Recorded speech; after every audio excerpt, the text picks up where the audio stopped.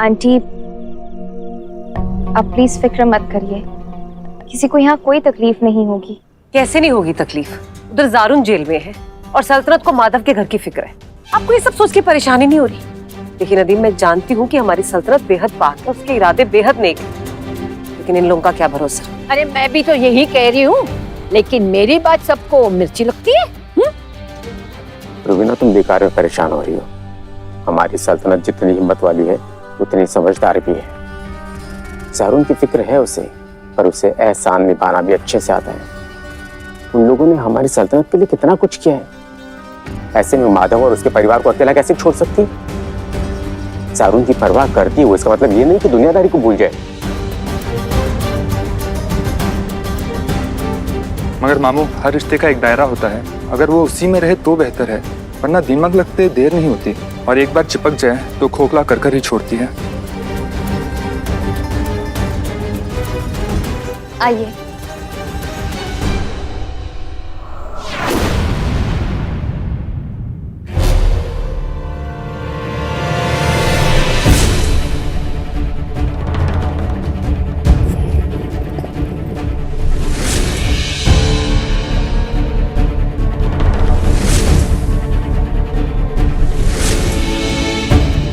ये देखो, पहले तो सिर्फ बच्चा था, अब तो पूरा खानदान गोद ले आई है लड़की।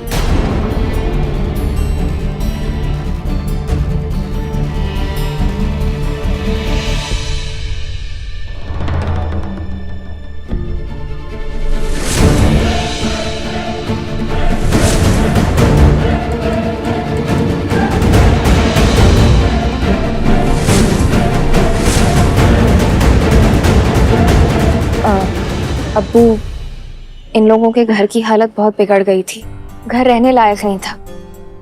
ऊपर से कृष की भी तबीयत खराब हो रही थी, तो मैं सबको यहाँ पर ले आई।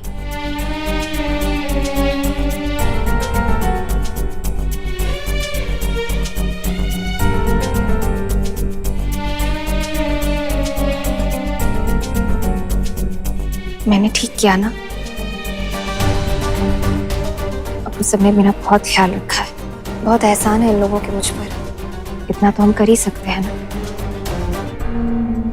बिल्कुल, ये फर्ज बनता है तुम्हारा, और मुझे सफाई देने की जरूरत नहीं है। ये तुम्हारा घर है, अपने मेहमानों को लाने के लिए, यहाँ रखने के लिए किसी की इजाजत लेने की जरूरत नहीं है तुम्हें। और अब्बू, मैंने सबके लिए आउट हाउस भी खुलवा दिया है, ताकि इनको कोई दिक्कत ना हो। अरे लेकिन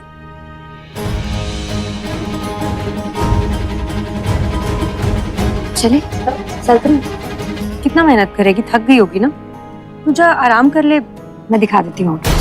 ठीक है? ओके, आइए आंटी।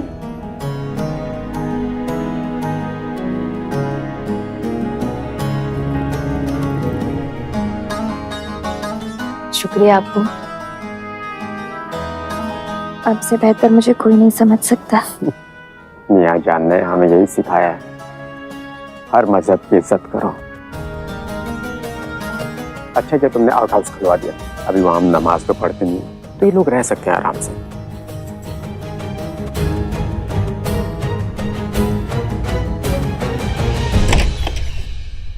आइए आंटी, यही है हमारा प्यारा सा आउट हाउस। और मैं हूँ नीलम, सल्तनत की फुफेरी बहन और उसकी बेस्टेस्ट फ्रेंड। वैसे आंटी एक बात बताऊं, इस घर की ना इकलौती लाइफलाइन हूं मैं। यहाँ पर मेरे अलावा कोई काम नहीं होता है, तो अगर आपको भी किसी चीज की जरूरत होगी तो मुझे बस एक मिस कॉल मार देना, मैं हाजिर हो जाऊंगी। अब स्नेहा जी, आपका फैशन सेंस ना बेहद कमाल का है।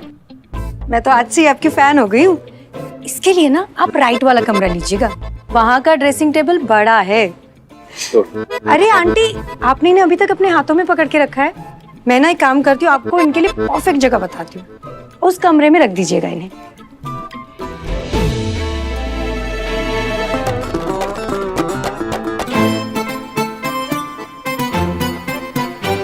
अब बस एक चीज की माफी मांगना चाहती हूँ, यहाँ पर ना गीजर थोड़ा सा गड़बड़ है, पर आप लोग बिल्कुल टेंशन मत लीजिए, मैं कल सुबह तक कुछ ना कुछ जुगाड़ कर दूंगी। थैंक्स। मैं चलती हूँ। भैया गुड नाइट। कुछ होता है नीलम। सॉरी। कुछ होता है, कुछ होता है। वो पड़ोसी के वाईफाई का पासवर्ड है, वो शाह मंजिल का वाईफाई नेटवर्क यहाँ तक नहीं आ पाता ना, तो अगर आपको ऑफिस का कुछ काम करना हो तो आप कुछ होता है पासवर्ड यूज कर सकते हैं। कुछ होता है। हाँ नीलम, सोच समझ के तो बोला कर, कभी भी कुछ भी बोल देती है। ये सिर्फ आज रात के मेहमान हैं। घर नहीं बस रहा इनका यहाँ पर जो इतनी सफाई दे रही हो। चलो यहाँ से।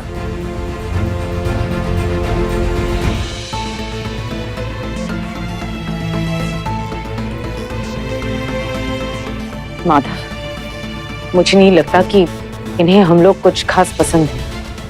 माँ, कशिश सल्तनत ने इंसिस्ट किया तो इसलिए आए हैं यहाँ पर। ज्यादा नहीं रुकेंगे, जल्दी चले जाएंगे। कभी नहीं सोचा था कि ऐसे किसी की छत उधार लेनी पड़ेगी। किसकी बुरी नजर लग गई।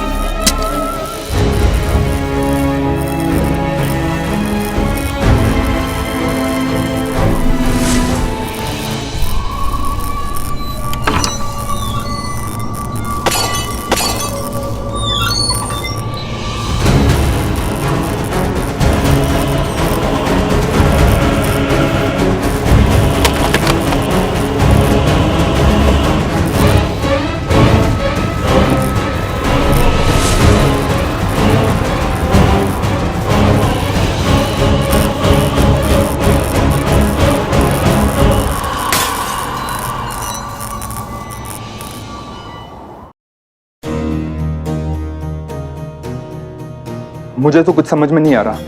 अचानक सल्तनत को हो क्या गया है? शाह मंजिल की इज्जत है वो, उसका हर कदम हमारे खानदान के लिए बेहद मायने रखता है, और वो है कि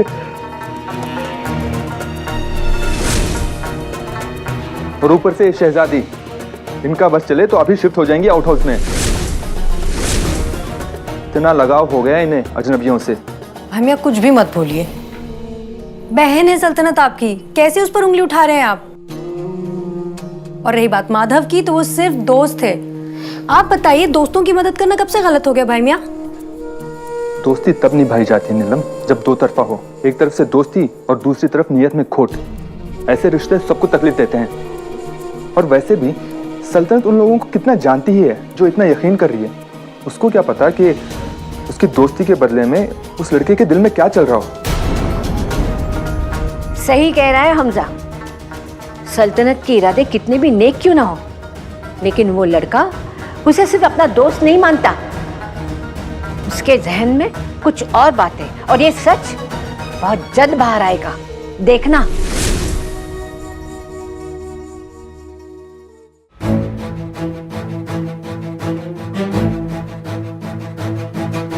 क्या गुल खिला रही है महारानी। एक तो इतने दिन पराये मर्द के साथ बाहर रही, और अब वापस आके भी अपने शौहर के कमरे में गुल खिला रही है अपने यार के साथ।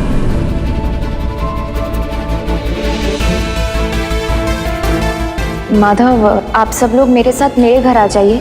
कल सुबह पेस्ट कंट्रोल वाले को बुला लेना और ये सब दिखा देना।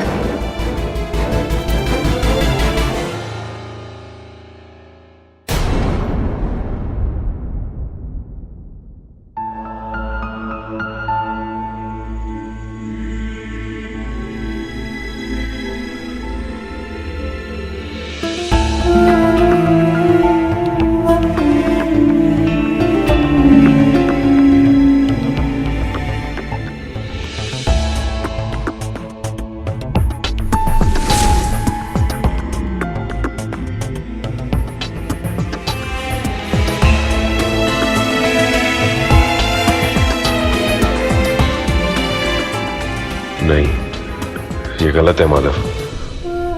वो किसी और की अमानत है।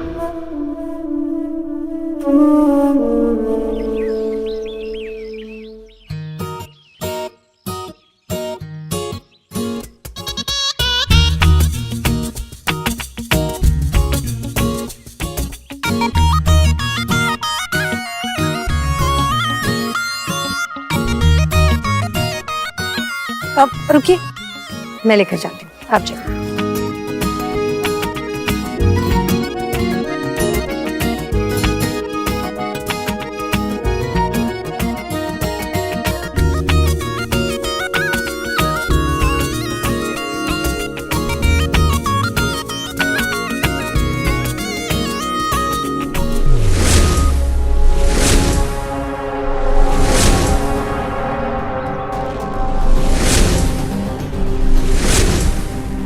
जितनी परवाह तुम इन अजनबियों की कर रही हो ना, अपनी सहेली की कर लो, जिंदगी सवर जाएगी उसकी।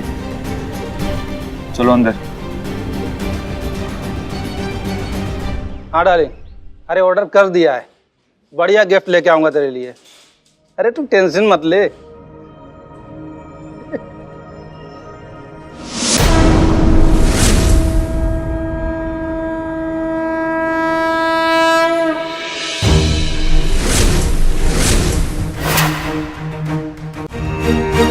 ताने मारने का बहुत शौक है ना तुझे? तुझे जानना था कि सल्तनत और मेरा रिश्ता क्या है, क्या खिचड़ी पक रही है। अभी बताता हूँ।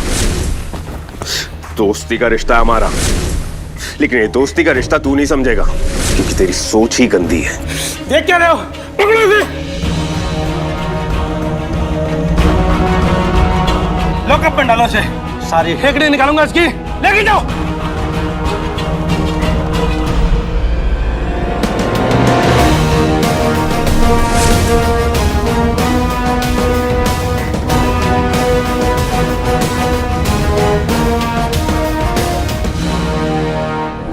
कायनात के सामान में मुझे ये चीजें मिली, इससे मुझे एक आइडिया आया है। अगर मैं आदमी बनकर पुलिस स्टेशन जाऊं तो हो सकता है वो लोग मुझे ज़ारून से मिलने दें।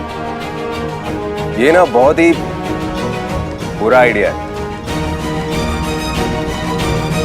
बट मेरे पास एक बेटर आइडिया है। वाह यार सल्तनत, इतने गट से इसमें इतना बड़ा रिस्क ले लिया। रिस्क तो ले लिया नीलम, मगर डर लग रहा है कि कहीं इसमें हम ही ना फंस जाए।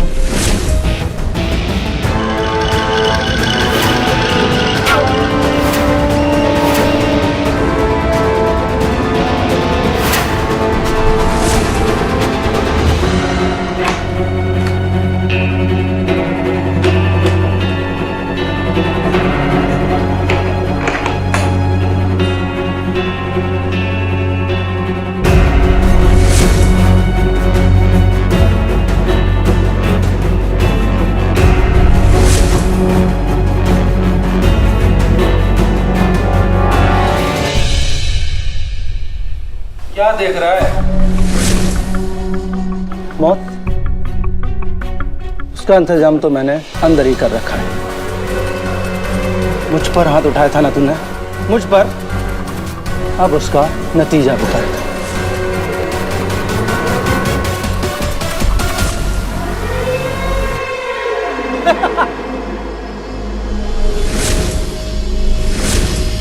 आज बहुत दिनों बाद कोई शिकार मिला है।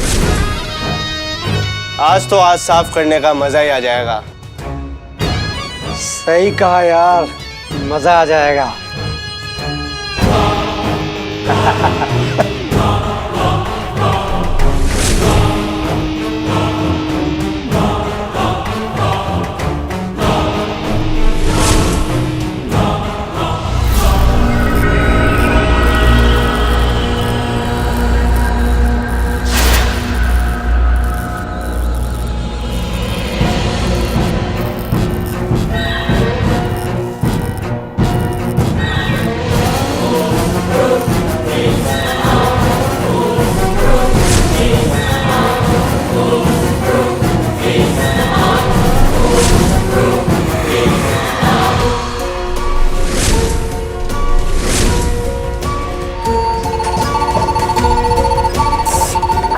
खुजली।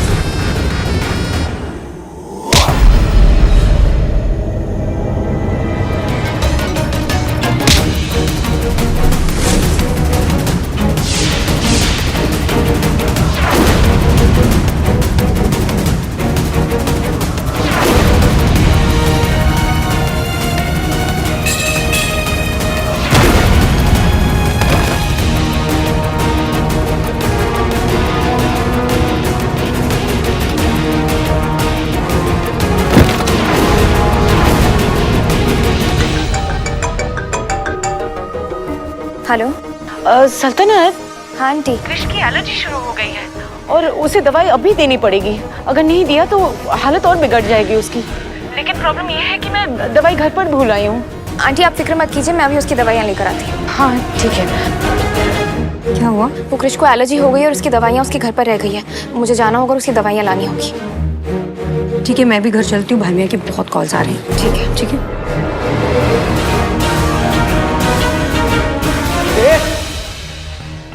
क्या हो रहा है यहाँ? चुपचाप बैठो अंदर, वरना सब पर ऐसा केस ठोकूंगा कि जिंदगी भर जेल से नहीं निकल पाओगे तुम लोग। पकड़ो इसे, रुको, पकड़ो इसे, पकड़ो, रोको इसे, पकड़ो इसे।